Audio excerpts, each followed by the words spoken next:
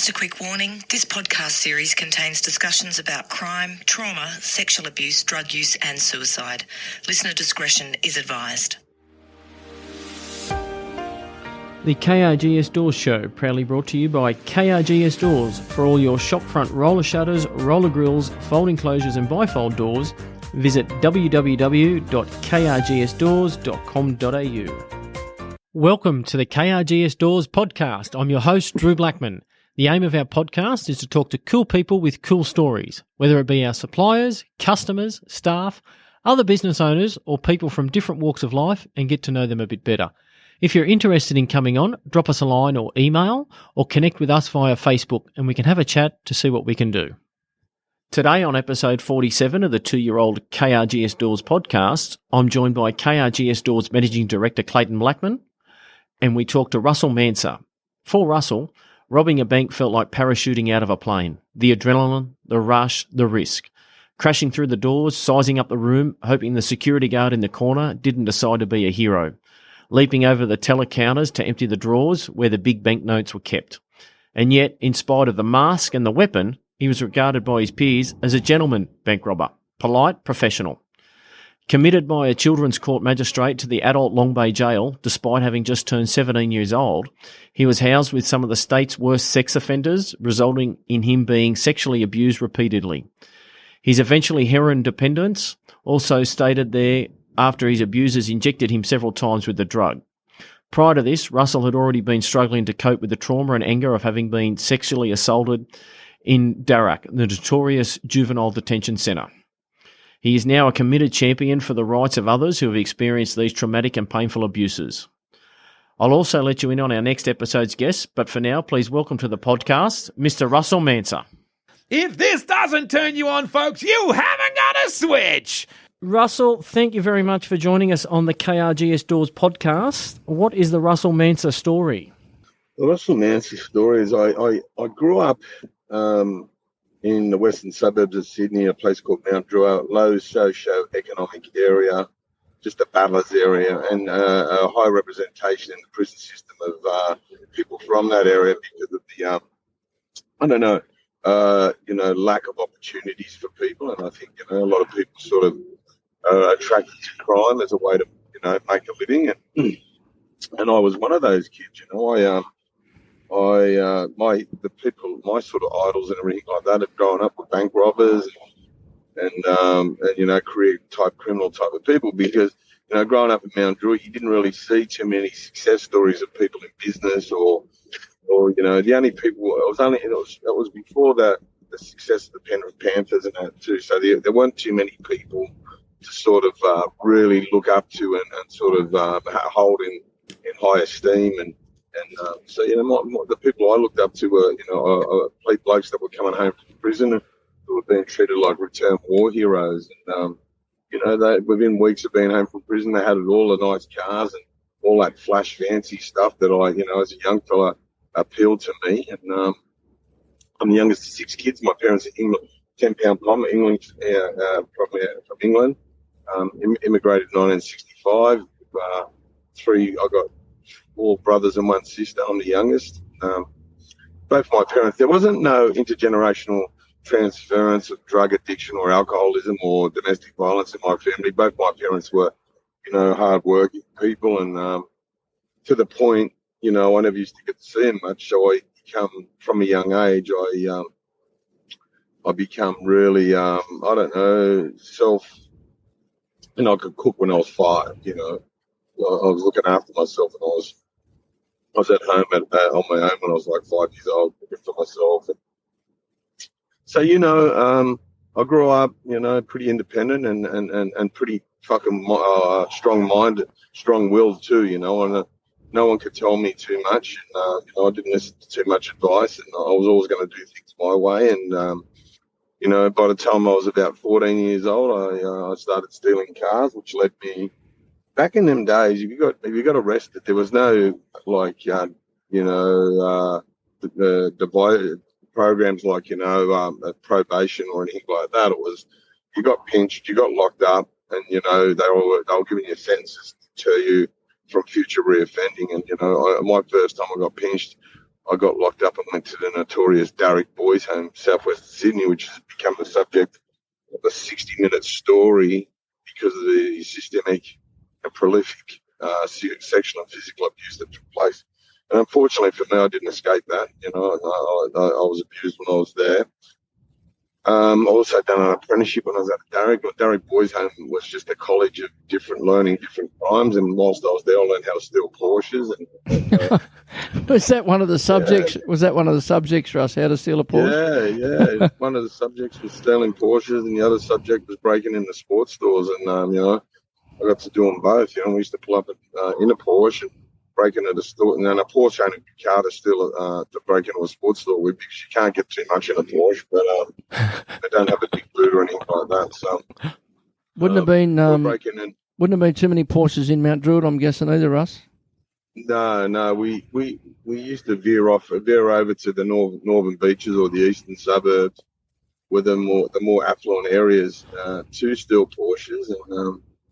And on one occasion, I remember driving back to Mount Druitt in a Porsche, and mate, you had like people were cheering you, like fucking. They'd be on the side of the road. Blackford Road's the main road at Mount Druitt, and you drive through there, and you know you'd have a cop carrying up behind you, and people would be cheering you cheering you on. You had your own cheer squad, and crims were really celebrated back then. You know what I mean? They were really respected and celebrated because was us against the system type thing, you know, and it was that system and sort of the same system that was oppressing us, to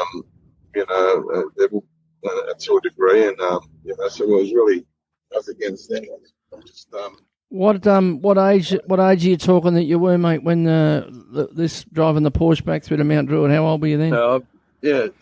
By this stage I was 16 years old, and How long were you in the boys' home for, mate, the first time? I was in the boys' home for 6 months in the first occasion. That was Darrick Boys' Home. Yeah. And then I got released from there. And, because of the abuse and that, there was sort of some sort of void inside me. I wasn't the same kid I used to be. And, prior to that, I was never a kid, because I've never smoked cigarettes or anything like that. So smoking pot was never something that appealed to me. Like a lot of my other friends at that stage were smoking a lot of pot, and that didn't appeal to me. But when I come home from the boys' home, I was looking for something to numb that trauma that I was going through. So I started smoking a lot of pot and taking drugs like speed and stuff like that. That's the effect that it had on you. Yeah, that was the effect from the abuse. So we moved on to, and then on one occasion I went and stole a Porsche from Whale Beach, 930 twin turbo Porsche, which is like an F-18 fighter jet as far as speed goes. And I got into a police chase, and it was the first time in New South Wales history where they used a police helicopter to chase, because at that stage there was a lot of kids breaking out of the boys' homes doing the same thing, getting in the Porsches, going out front of police station, beating the horn and egging them on to come and chase them. And a Porsche was a Holden Commodore, a Brock Commodore at the time, was no challenge for a fucking 930 twin turbo Porsche. No. As far as speed goes, but German engineering. But on this occasion, I got in a chase. We ended up getting caught in Sydney. We got blocked in a dead-end street and got caught by the water police. And the next day, we went before the Bajura Children's Court in Glebe in front of a judge called Blackmore.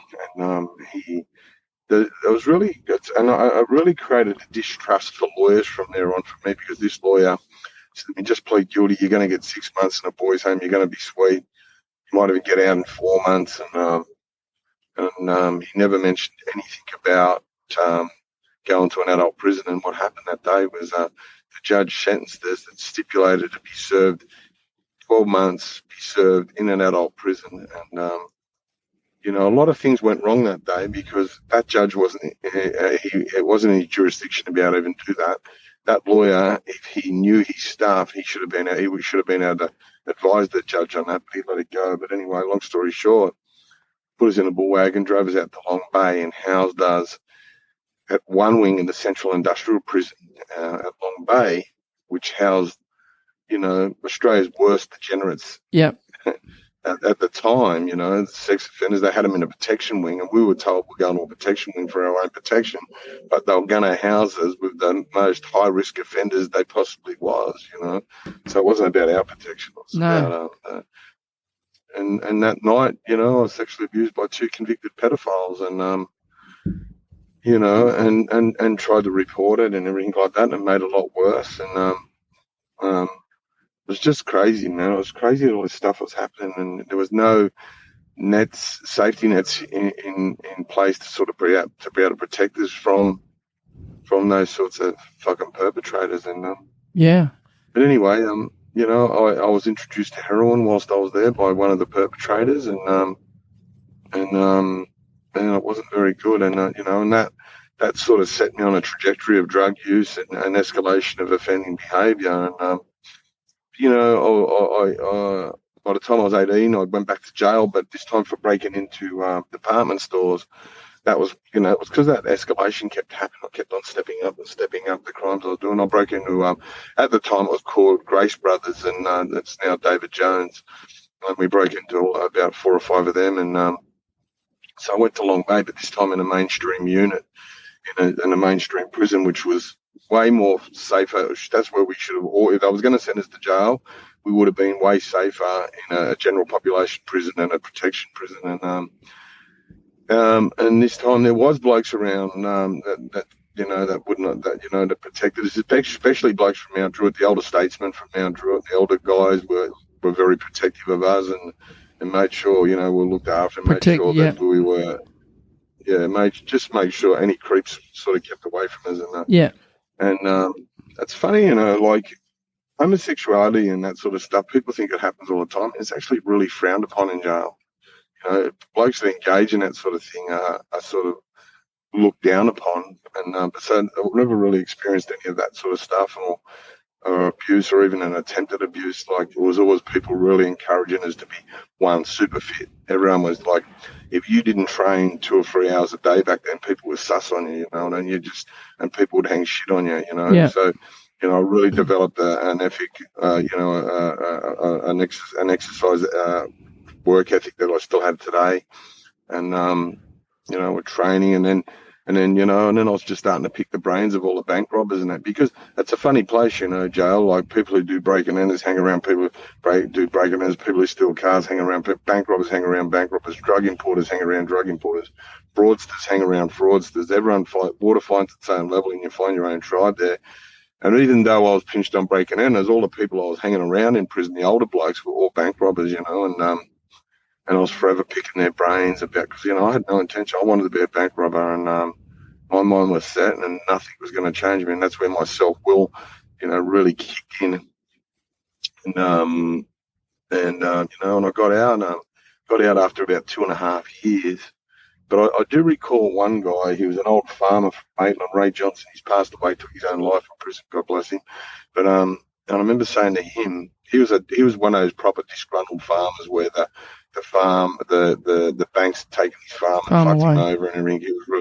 He was one of those guys, that you hear about. So he went on a bank robbing escapade, and he got pinched from. And but I remember talking to him about it. I said, how do you go about robbing these banks? He said, oh, well, mate, you just get a job and you don't do them, son. And I said, what do you mean? He said, you just don't do them. He said, it's a lonely old life of a bank robber. And those words that he said to me echoed in my head for a very, very long time. They were very haunting words for a long time. He was giving me a message, and he was giving me the best advice that any of them bank robbers could have ever given me, not to do them, because it's a lonely old life. There's a beast. You're just better off getting a job, mate, finding a nice girl and settling down and enjoying your life. He said, no, it's not a life you want. And, it's a shame I didn't listen to him, but, I certainly do today. And, so long story short, I got out, and, I was still dabbling with heroin. Like, I'd just have one on the weekends and stuff like that, but that was never going to last too long. And then you go to parole, and part of your parole conditions are you go to a parole office and you report there once a week, but in the waiting room there's all other criminals. Part of your parole conditions are you don't associate with other criminals, but you go to that parole office and there's 20 or 30 other crims there from jail. Yeah, It's like old times. So Yeah, it was just like a fucking prison reunion. And I met up with one of the boys. Yeah, I met up with one of the boys, and and he, I looked at him. He looked at me. I said, "You want to rob a bank?" And he said, "Yeah, let's go." So the next day, he drove, and I rocked into the Commonwealth Bank at Gordon, just with a knife, and I just had a knife. I paid about $4 from the salvos from it, and it was a better return than crypto.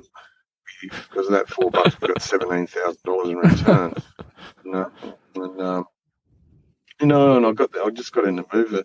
But it was like, that bank robbery, it was a funny thing, because I listened to the guys in jail, and a lot of guys in jail would say to you, you don't make people panic, you don't fucking yell and scream, you fucking keep everyone calm, you don't traumatize people. As much as you do that, I look at them whole thing. I used to think I was a good guy. I didn't hurt no one, but I'd go in there, I'm just here to fucking take the money, man. It's not your money. I'm not going to hurt anyone. No, I'll be silly. I'm going to be in and out of here as quick as I can. That's the objective, to get out as quick as I can. Not with your money, the bank's money, and I'd give them some spill, it's insured and all that sort of stuff. So try to keep it all calm, and I was never one of these guys that run in there yelling and screaming and fucking letting shots go off. Guns blazing. Yeah, it was never my style. That was never my style. I never had that in me. I was in robbed the bank once. A bloke got a bit boisterous, and I'd never done one with him again after that. It's just, I don't like that shit. And then that was I got 17 grand. So we got like fucking 8.5 grand each, and I just had the taste of it. And a week later, I'd done another one, and but this time we got a bit better. We got 110,000 at Lane Cove Commonwealth. A little bit of planning went into that one. It was right near the police station, so we parked I parked the stolen car up the driveway at the police station, let the tyres down, put a club lock on it, and fucking went and robbed the bank.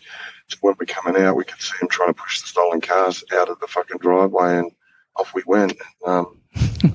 Then and then one of the boys got out from jail, and one of my mates who I was in jail with, and I done one with him. But this time, he fucked up, and he never got his balaclava on. So, and he had a tattoo on the back of his neck of a scorpion. So the coppers were always looking for, and the coppers and the jails work together. So they're looking for a guy with a tattoo of a scorpion on his neck, and it come up on the intel it was him. Put him under surveillance. Here I am turning up. I've got a nice car, a nice motorbike. I'm living beyond my means. Put me under surveillance, and then one day they just turned up and arrested me, and that was an experience, because I got the tail end of Roger Rogerson's fucking gang of merry men, and them blokes were killers, but they were also fucking gangsters. They were fucking proper gangsters. Like, all they were interested in was robbing, and they didn't give a fuck about the crime. They just wanted to know how much money I had left so they could fucking have it. Yeah. What's this, Russ? Late 80s? September 1990. July, September 1990. So, yeah. So, and they were fucking pretty intimidating sort of guys, them blokes.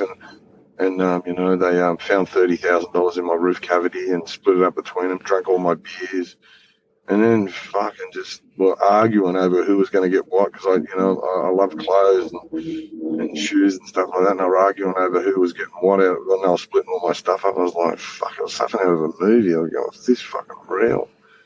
And then, and then off I went. I went to jail, and when I got to jail, I said, fuck, because it's really hard. Like, I'd just been numbing myself for like 12, 18 months with heroin, and I didn't really have to feel that fucking trauma and all that madness of that trauma. And here I was facing it front on, and I weren't doing it. How long did you go in for that time, Russ? This is at the beginning of it. This is when I went to, and this is when I escaped. So I just said, I trained really hard. I met there was an ex-SAS guy in prison, and told him, I said, I've got this go. I'm going to Campsie Court, and I said, I want to try escaping. And we trained for like about five months for it, really hard, really trained like Olympic athletes for it, doing sprints and fucking fireman drills. But we come up with this idea where you could just walk up to someone and throw salt in their eyes. And what happens when you throw salt in someone's eyes unexpectedly, first thing they do is they cover up their eyes, and that's all we needed on this escape. So when we come off the prison van to go to court, we threw salt in the copper's eyes, and it gives an opportunity to run around and take off on them. No violence involved, and off we went, and we ran away, and we went back to Mount Druitt where we were harboured. People just loved us. People, a hero was that return war hero that I'd spoken about earlier. It's escaped from prison, and everyone in that Mount Druitt was going to look after us. No one was going to throw us on the bus. No one was going to ring the police and tell in the area. And, and that was that. And, I remember the first door I knocked on, the woman said, "Oh, you took your time getting here. The beds are made. I've got to feed, get cooked." And fucking, it was like that. Preparing for the homecoming sort of a thing, Those stores or banks you robbed, they wouldn't have had KRGS doors on them, mate, because they wouldn't have got you in. You would have had to battle against them, our products here. Just on that first time where you went back as a 16-year-old, and besides the trauma, what was it like walking in that first day into jail? Into jail, it was a real eye-opener walking into jail, because it's not what you see on the American TV shows, It's nothing like it. It's nothing like it. It's not like it's like housed in a big block or anything like that. The cells are all exposed, into the elements, and the smell of fucking white ox lingered through the air, and fucking VO, and it was a dead set eye opener. It's sort of like I guess you see those little scenes in the Philippines where there's string lines with all people's clothes hanging up, and that not too dissimilar to that. You see the streets of the Philippines with the houses and that, little houses and that, or out there and out the front of the houses they've got like string clotheslines where people are hanging their clothes. It was very similar to that. We walked in there overnight time, like around about 6 o'clock at night, so everyone was locked in their cells, so you never really got to pick up on the real vibe of the place. But it was tense. And then getting thrown into a cell with 2 full-grown men, and then you're just looking at, because at the front of the cell, there's like a card, and it'll say, "Oh, Jim Smith," and it'll say his prison sentence will be 10 years. So, Jim Smith, and it'll be another bloke, he's John Jones or whatever, he's and it tells you what their prison cards on the front of the cell. And so my mum goes up there in there, and it says Russell Manser doing 12 months, and so you get put in that cell, and it's pretty intense, man. And it's you can imagine your laundry with a bunk bed in there, and in the case of mine, it was like a mattress, a foam mattress on the floor. So you got 2 bunk beds and a mattress on the floor in a room the size of a laundry with a toilet in it, and a sink. Was that small? You had to go outside to change your mind. Yeah. Russ, you talk about your total time in jail. How over your lifetime? What was your total time in jail? 23 years I've done in total. After that, like that judge, the one who sentenced me to the 12 months in an adult prison. Yeah. Deterred me from reaching. I call him Judge Nostradamus because he got it wrong. He sentenced me to 12 months to deter me from future reoffending. Mate, feeding kids to pedophiles won't deter them from doing anything. No. It'll just create resentment and anger and hate, and that'll damage their kids more than not sending them to prison, And, so I don't get it, and I see there's this sort of push from it at the moment, with these youth crime crisis and everything like that, lock them up in prison. That's not going to solve the problem. Just putting their head in the sand. I'll give you an analogy. Here's a good analogy. So your car breaks down, and what you do, you park it out front of your garage, you kick all the panels in, you pour fucking sugar down the tank, and then you open your roller door, you push it in, you pull it out in 12 months' time and try to start it, and think it's going to be fixed. That's the complete and exactly analogy of trying to send people to prison. It don't work. It's not going to happen. Hey guys, sorry to interrupt the podcast. We have a word from our sponsor. KRGS Doors fold enclosure allows you to have a security concertina door in any shape or any length. Having no floor track eliminates any trip hazard. Custom made in a 150mm or 300mm wide panel, these concertina doors allow your shopfront to become an illusion. The KRGS fold enclosure can be filled with your choice of clear infill, vision mesh, or a combination, along with powder coating to meet your requirements. For more information, visit www.krgsdoors.com.au or call 1800 897 822. Now back to the podcast. For those people that don't know, Russell's got his own podcast. It's called the Stick Up. Very popular, and he's had some great people on there to have a chat to. From former, we just moved over. I've just moved over to the same channel management that Gary Jublin's got, made in Katana. So we're going to step it up another gear now. You've had some great people on to talk to, the likes of my favourites, obviously Johnny Lewis and Ian Roberts was a really good one, and obviously Gary Jubilin, former detective. But you've had people from both sides of the both behind the bars and also from on the other side of the bars. But Russ, I heard you tell a story on your podcast about one of the armed robs that you did, that you were in a car out the front of a bank and the coppers coming along and that you thought you'd been stung, like even before you'd done the crime, but the coppers were chasing there was another crime nearby the coppers were chasing. Yeah. Tell us that story. That was that bank I was just talking about, the Commonwealth Bank at the Commonwealth Bank at Gordon. What happened was what happened was we robbed the bank and we drove from Gordon back to Liverpool, and we just parked the car because we were going to go clothes shopping.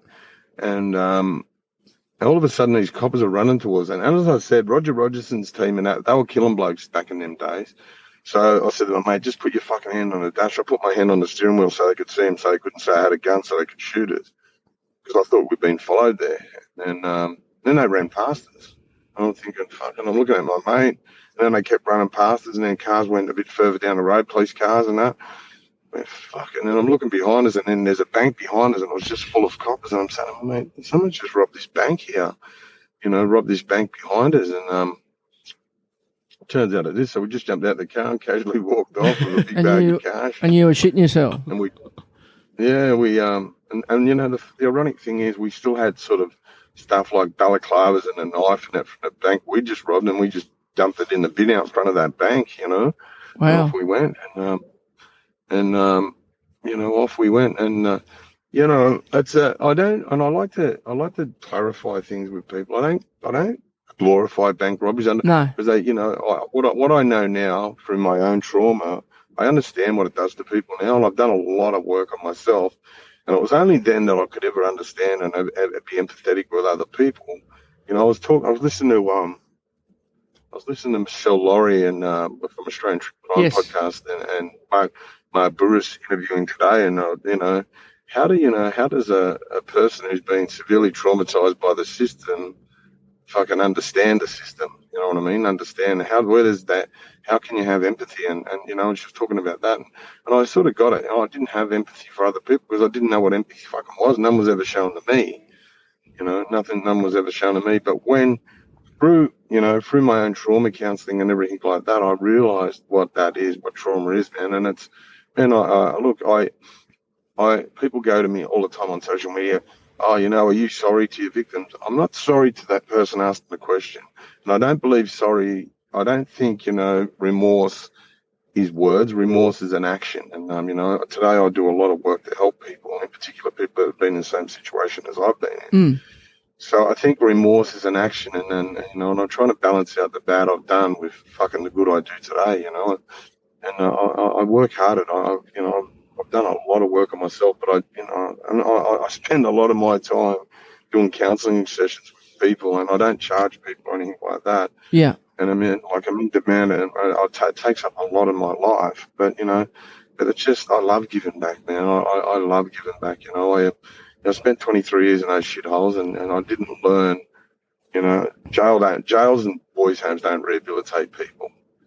They actually exacerbate the whole condition that they go in there in the first place. And, my life changed when the best Prime Minister this country's ever seen, and no one can tell me any different, Julia Gillard, brought in the Royal Commission into Institutional Responses to Child Sexual Abuse.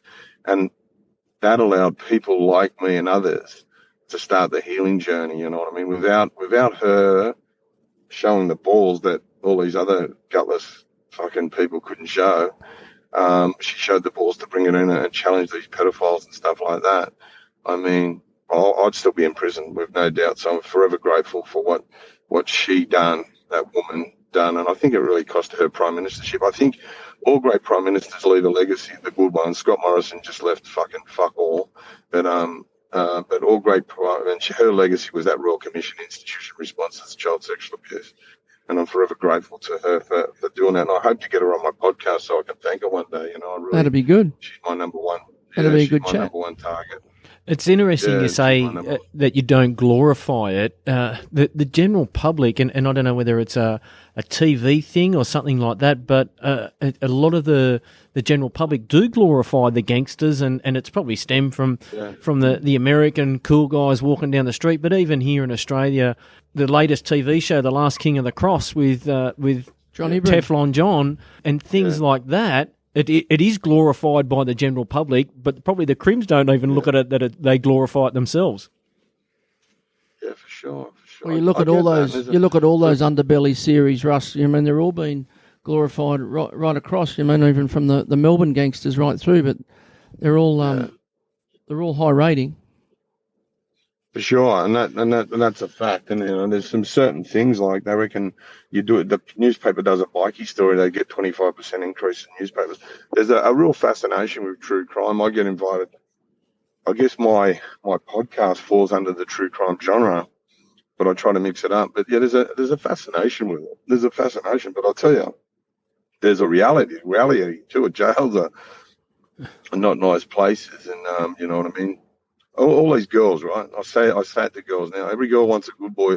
Or all these girls want those bad boys until they got to visit them in jail. Yeah. You know, they don't fucking want too much. They don't want too much of it after that, I'll tell you. No. But yeah, I don't know. There's that fascination of breaking the rules and fucking living on the, living on the wild side and all of that sort of thing. But I'll tell you something now from a personal experience, it's overrated. You know, I think, it's overrated. I've done all the parachuting and all that fucking shit that's meant to give you thrills and everything. But it's just overrated. I think for me, just doing good things for people and expecting nothing in return is where I get my joy out of these days. You know? Good. Well, you mentioned a second ago the good that you're doing. Tell us about the Voice of a Survivor. Well, the Voice of a Survivor. I'll tell you, when I was in prison. When you're in prison, right, this is when I started talking to the Royal Commission Institution Response to Child Sexual Abuse. And so what happens, I was talking to them on the phone, boy. When you're in prison, everyone knows what everyone's talking about on the phone because you've got two phones in a yard and there's 60 people who've got to share two phones, let's say over a 12-hour period or a 10-hour period, right?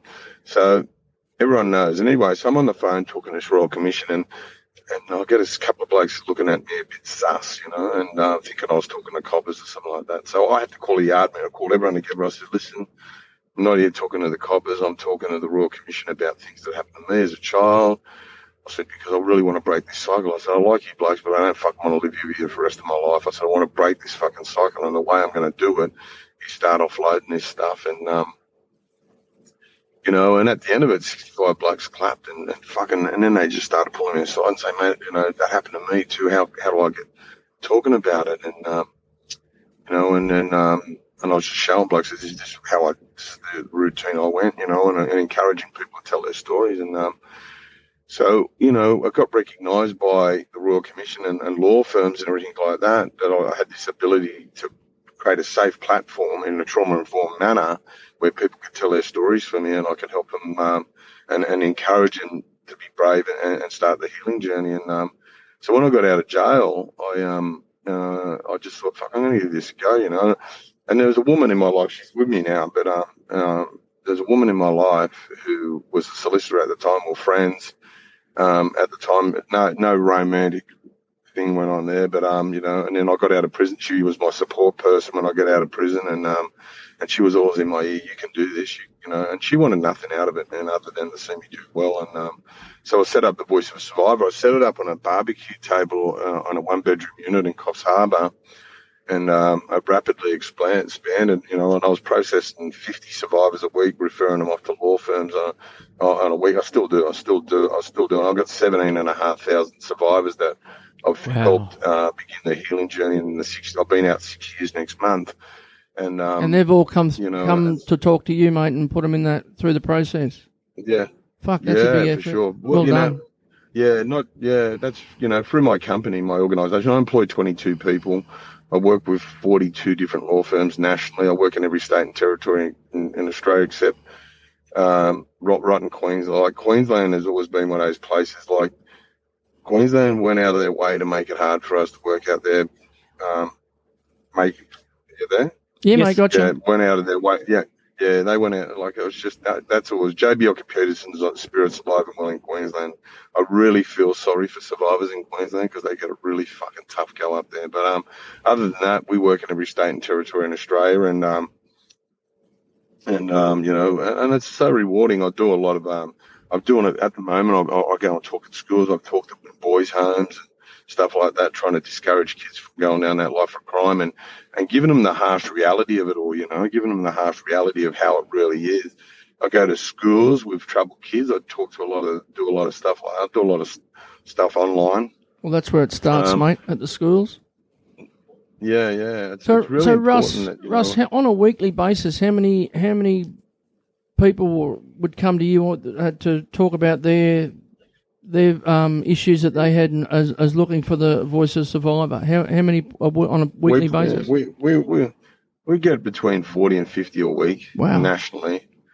Yeah, 40 and 50 a week nationally. I've just got a really big one today in Western Australia against Gymnastics Australia. So that's mostly that alone's actually going to have 60, 70 people involved in it. Wow. And there's really there's really nothing else out there apart from obviously lawyers and so forth. But there's really no other avenues out there for these people to be able to turn to. Yeah, look, there's some really good online counselling I can recommend to people. Like, if anyone's going through trauma issues, Relationships Australia do really good free online counselling. That's who I've done all mine through. But as far as that, I've had people work for me and break away and do their little things. But look, similar organisation. That in itself has been a process, but people have been able to fucking just work for me and then rob me fucking blind and knowing full well I won't go to the police and tell on them. And take advantage of that, but you know what? That's okay. That's all right. That's just their karma. I'm a real big believer in, I've got something pretty special in the universe looking after me, and I've got this. I'm not religious or anything, but I'm doing fucking, the universe, God, call it whatever you want, got me doing a job that wants me to do, and I'm pretty well looked after. I live a pretty good life today. I get to meet amazing and interesting people. I've made friends with some really fucking, I reckon, someone like Mick Gatto would be one of the best human beings I've ever met in my life. I've made a good friend with him, friends with Mark Burris, friends with Gary Jublin, Dr. Charlie Teo. I call them people friends these days. Really good. Jeff Fennick, Danny Greeny. I'm on the phone to Greeny once a fortnight. I love that guy. So I've made some really good friends. And you don't make friends with people like that if you're a fraud. Yeah. Then word gets around. They work you out, mate. They work you out. Yeah. That's good. So I'm so blessed. I live a blessed life. I've got a beautiful farm up near Byron. So I travel a lot. I'm going to the UK to do some big podcast in September. But yeah, I just love it. I'm consulting on a prison movie at the moment that kicks off in October in Melbourne. So it's got Guy Pearce and Ben Mendelsohn in it. So I'm consulting on that, and I'm just telling them how to do the prison scenes authentically. So who better, huh? Fucking someone with that sort of experience. Well, just on that, mate, you say that with your counselling and everything like that it's you're not doing it out of a textbook as such because you've lived it. So these people that you're talking to, that hey, it's not just someone that's reading straight from a textbook or been to university. You've been to University of Hard Knocks, if anything. Yeah, for sure. I think that nothing beats lived experience. That's right. I'm sitting back from afar, watching this trouble in Alice Springs and these troubled areas and that. I was one of them kids. I was one of them kids, you know what I mean? And there's a really good guy, Joey Williams. He's an ex-South footy footballer. Boxer.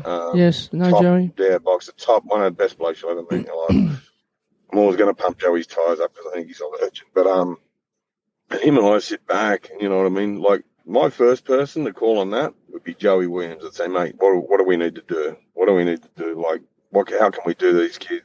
How can we go and help these kids? You know what I mean? I spoke to Lids, David Lydiard. He's really keen to get us out there. But, you know, mate, what you need to do is you got to fucking put away these fucking coppers with clipboards telling them, you know, and this is the problem with these kids. They don't trust coppers. They haven't had good interaction with coppers, and it's about people like us going out there and educating these coppers how to interact with these kids. It's like us and them, mate. Us and them. Yeah, it is. It's about, man, them kids, man, I don't think that problem is that hard to turn around. I really don't. I don't think it's that hard. It's just a matter of taking a bunch of blokes, a couple of busloads of people out there that them kids can relate to. Yeah. And go, mate, what's going on for you? Because we're never going to be able to fix it unless we know what's going on. If we want to lock them up and fucking send them to adult prisons and everything like that, 23 years later, you're going to be talking to another Russell Manser. Yeah. You know? It's the same process as you mentioned, your car breaks down and kicking it in and locking these kids up. Yeah, they're going to be, and they're going to resent all that as well and have more hate for the coppers and more hate for the judge and everything like that. And, well, they're not going to be rehabilitated and like what happened to Russ in the system there, you don't know what's going to happen behind the scenes and what they're going to come out like. 100%. I just think that's such it's not, I won't say it's an easy fix, but there's some real practical and pragmatic solutions to going about it, and they're just going about it every other way than what they should be. They're trying every other way than they should, you know, and it's crazy. But look, you know, hopefully down the track, you know, if they call me off the bench, mate, I'll put a team together, mate, and go up and work on them. Yeah. I'd love to. I'd thrill me nothing more than and I'd do it for fucking. I don't want a big grant to do it. I don't want nothing for it. Just pay for my airfares and fucking a fucking Formula One hotel or whatever, or even give me a tent, and I'll go and sleep in a sleeping bag or whatever with these kids and get down on their level, and I'll find out. What's going on, and it's not hard. All kids need is love and validation, man. And a pat on the back every now and then too. Bit of attention, mate. They're just chasing a bit of attention. Now, you mentioned back in the day when you went back to Mount Druitt in a Porsche, you were cheered on and that type of thing. How are you accepted back in Mount Druitt these days? I went there about 18 months ago to film Australian Story, ABC's Australian Story, and a couple of carloads pulled up, thought I was being harassed, and was going to bash the TV crew. They said, they're not harassing you, mate, are you? I said, no, it's all good, mate, it's all good. But yeah, the people in Mount Druitt are really, I guess, I do a lot of stuff online, like in social media, in particular TikTok and Instagram and everything like that. And a lot of people are like really proud of what I'm doing with my life, and I'm really encouraging. And I always, you know, let people know I'm proud of where the area I come from. It's because there's a really nice culture coming out of there too, you know, with the success of the Penrith Panthers, and there's a lot going on out there, you know, rap music, a lot of these 1-4 rappers, and you know, look, half of fucking the Penrith first grade sides from Mount Druitt. So there's things other than crime to look up to these days, you know, and that's that thing. You know, there's a really famous rapper called Cursa, and the kids love him. My kids think he's a fucking god, and I've got him coming on my podcast, and you know, people like that were the voice of them areas, and it's just so good to see these kids are proud of where they come from now. Because when we grew up, it was like, you know, it was something to be ashamed of. Where'd you come from? You would never say Mount Druitt, you say Penrith. Oh, yeah, Penrith, Blacktown. You never say Mount Druitt, but these days people are saying, fucking, I'm from Mount Druitt. I'm really proud of it. It's so good to see those kids taking a bit of pride because, you know, famous people are coming out of there. The rappers, the good footballers, you know, good sports people. Two UFC boys too out there, Bam Bam and Tai Tuivasa, that type of thing. Yeah, for sure. It was only once, so good. It's just, once upon a time, Russ, the only thing in Mount Druitt was the waterworks. Yeah, they're the waterworks with the razor blades. Crazy, but it's just it gives me so much pride to see these young kids, representing. They're putting their postcode on things, and that's so cool. It's so cool, and having a creative outlet, whether it be through sport or music or whatever, man, should be really, really pushed. It should be really encouraged. Like you've got Penrith Panthers have got excellent programs and that sort of stuff. So.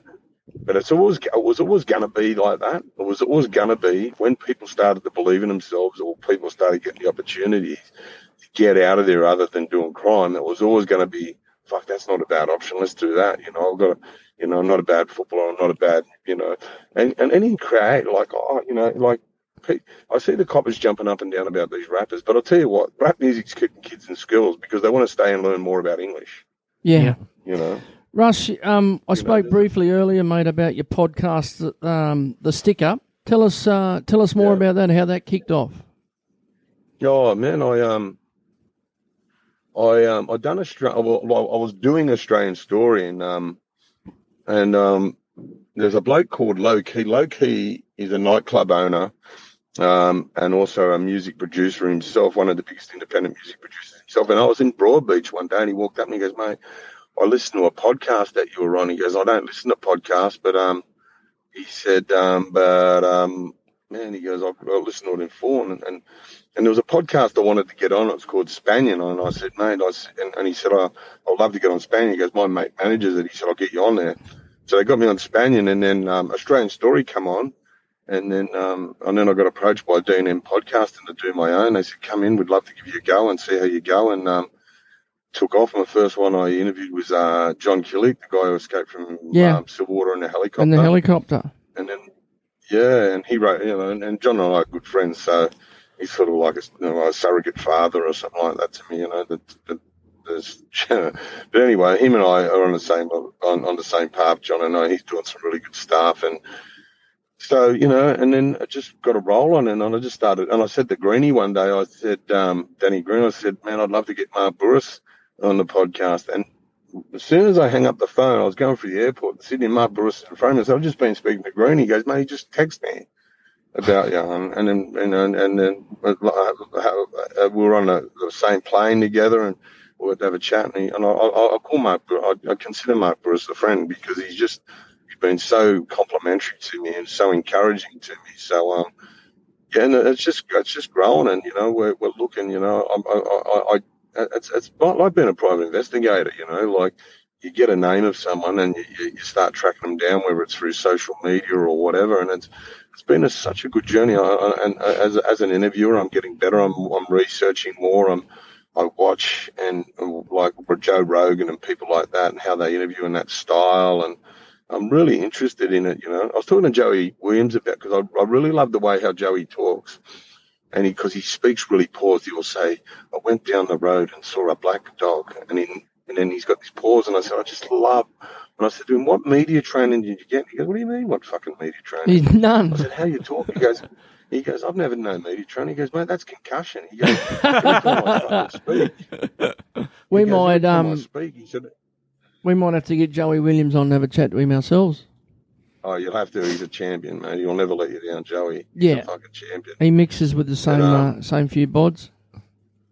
Yeah, he's a good guy, man. You've had some. He should be. You've had some great people on your podcast, mate. The one that you did with Ian Roberts, that was one of my favourites. But you talk about Mark Burris, mate. Drew and I we've met Mark Burris on a couple of occasions where he's had shows at the Mentor and so forth, and obviously us being in small business. We speak highly of him. And actually, we just did a podcast the other day, and we spoke about Mark Burris. Like I'm reading his book and so forth, and some of the things I get out of that. Yeah.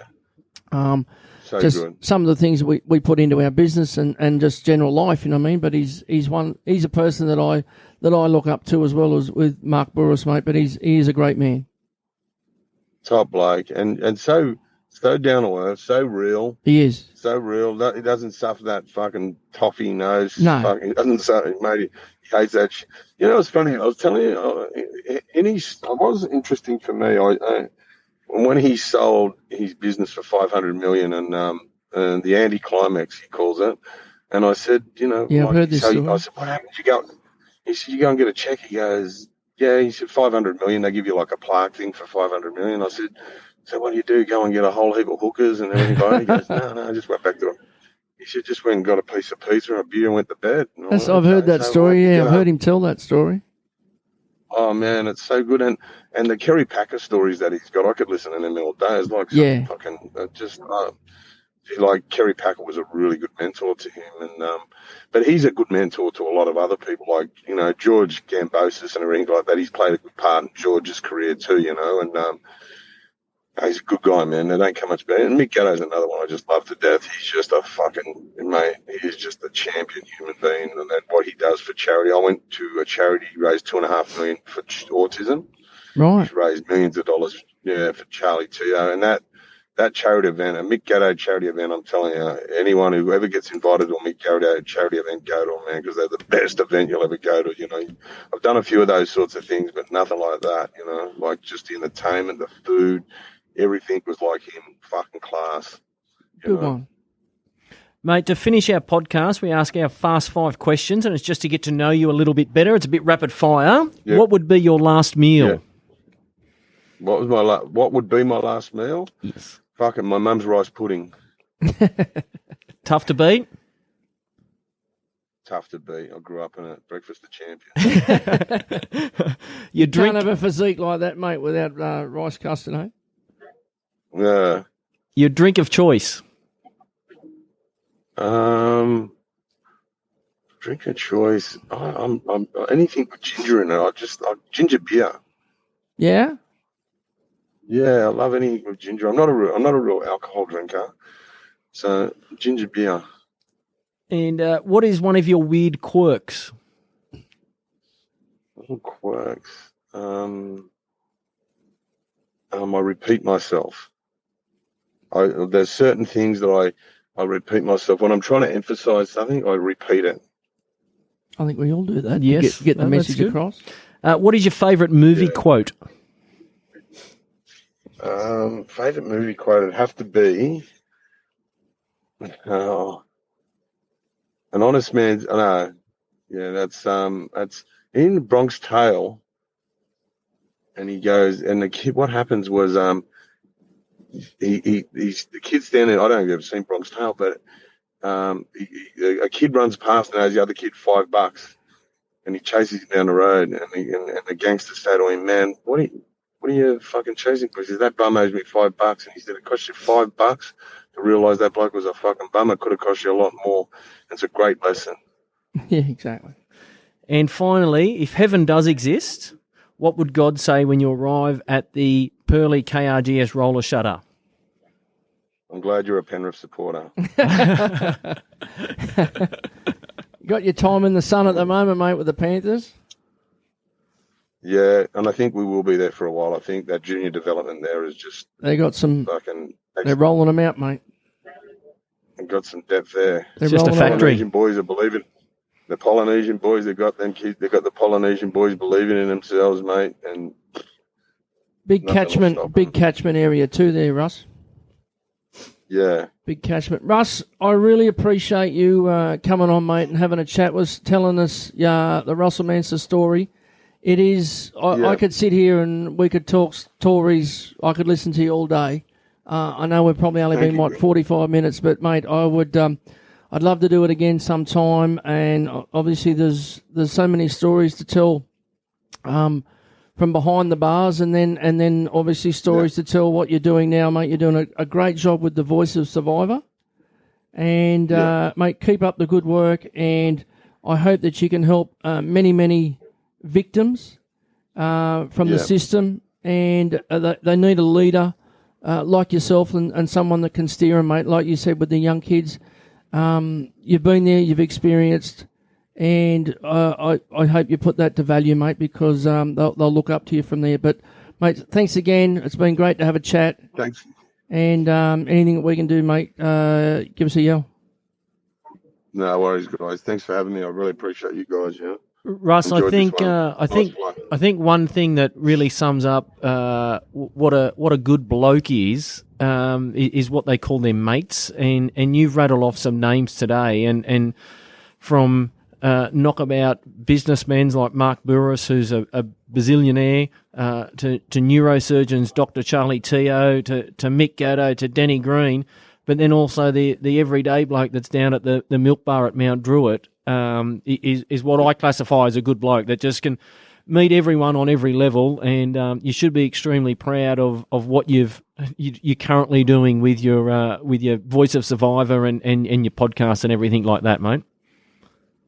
Thank you, guys. I appreciate you having me, and I appreciate your time, and I really love the flow of this podcast. It was really good. I really enjoyed it. So thanks for having me, and let me know what I can do to help you guys promote it. Pleasure, Sound mate. good, mate. We'll put all the links up in the show notes for all your good work, mate. But keep on batting and keep on doing your good stuff. Thanks, guys. Take care. Thanks Cheers, for having Russ. me. Thanks, Russ. That brings the door down on the 47th episode in our chat with Russell Manser. If you want to hear more of Russell, search his podcast, The Stick Up, or follow him on Instagram at Russell_Manser, MANSER, or check out his great cause at www.thevoiceofasurvivor.com. If you have missed any previous episodes of the KRGS Doors podcast, you can download them from our website, www.krgsdoors.com.au/podcast, or on your favourite podcast player, search KRGS Doors. Don't forget to hit the subscribe button to ensure you don't miss any future episodes. This also boosts our ranking and my ego. The other thing I suggest, if you've enjoyed the podcast, visit your favourite podcast player and leave a review or a rating. Keep your ears peeled for our upcoming next episode where we speak to Barclay Gillett from Osteron Surfaces. We talk all things surfaces, and he also lets us in on what it's like to sail the Sydney to Hobart yacht race in a 38-footer built from pine. I've been your host, Drew Blackman, and you've been fantastic for tuning in today. As always, you could be anywhere in the world, but you're here with us. Thanks. Till next time. The KRGS Doors Show, proudly brought to you by KRGS Doors. For all your shopfront roller shutters, roller grills, folding closures and bifold doors, visit www.krgsdoors.com.au.